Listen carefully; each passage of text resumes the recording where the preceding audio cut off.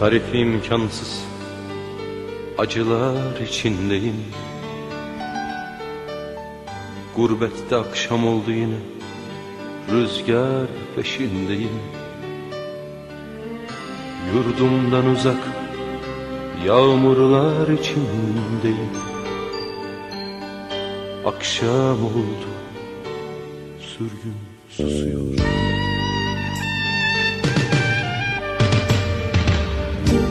Tarifi imkansız acılar içindeyim.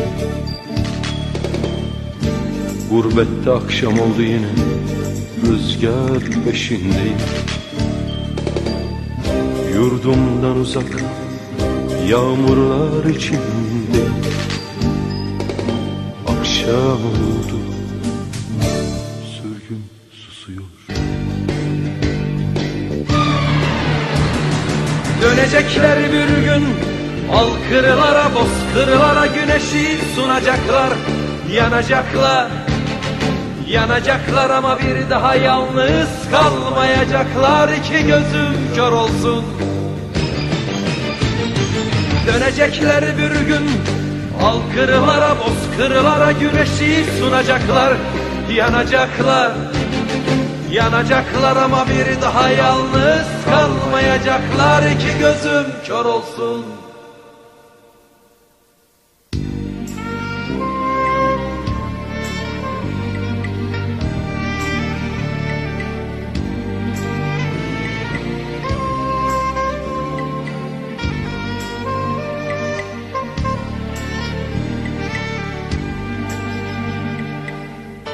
Tarifi imkansız sancılar içindeyim. Gurbette akşam oldu yine, rüzgar peşindeyim. Yurdumdan uzak, yangınlar içindeyim. Akşam oldu, sürgün ağlıyor.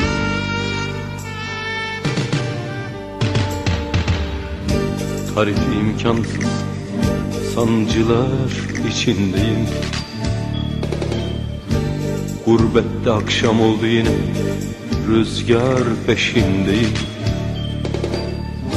Yurdumdan uzak, yangınlar içindeyim. Akşam oldu, sürgün ağlıyor. Dönecekler bir gün, alkırlara, bozkırlara güneşi sunacaklar. Yanacaklar, yanacaklar ama bir daha yalnız kalmayacaklar. İki gözüm kör olsun.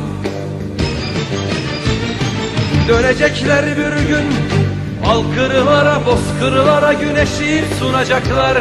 Yanacaklar, yanacaklar ama bir daha yalnız kalmayacaklar. İki gözüm kör olsun.